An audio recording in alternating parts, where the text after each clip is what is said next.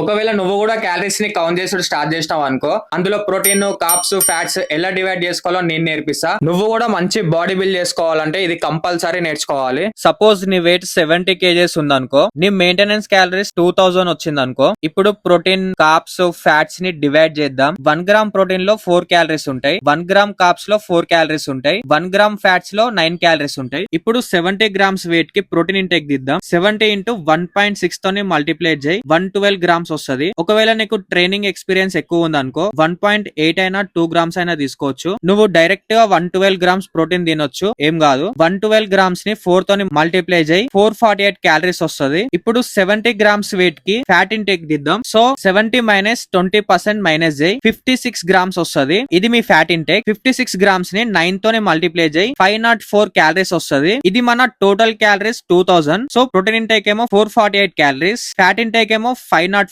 Calories. ఇప్పుడు minus చేద్దాం, 1048 వస్తుంది. ఇవే మన మిగతా క్యాలరీస్, వీటిని కార్బ్స్ లో తీసుకోవాలి. ఇప్పుడు 1048 ని 4 తోని డివైడెడ్ బై చేద్దాం. ఈ వచ్చిన నెంబరే మన carbs number. So 262 grams carbs. Protein ఏమో 112 గ్రామ్స్, కార్బ్స్ ఏమో 262 గ్రామ్స్, ఫ్యాట్స్ ఏమో 56 గ్రామ్స్. సో ఇవన్నీ డైట్ లో ఎలా యాడ్ చేసుకోవాలి, ఏం ఫుడ్ తినాలి, నెక్స్ట్ వీడియోలో చెప్తా. అకౌంట్ ని ఫాలో చేసుకోవడం మర్చిపోకు. కంగ్రాచులేషన్స్, ఇప్పుడు నీ డైట్ నువ్వే ప్రిపేర్ చేసుకోవచ్చు.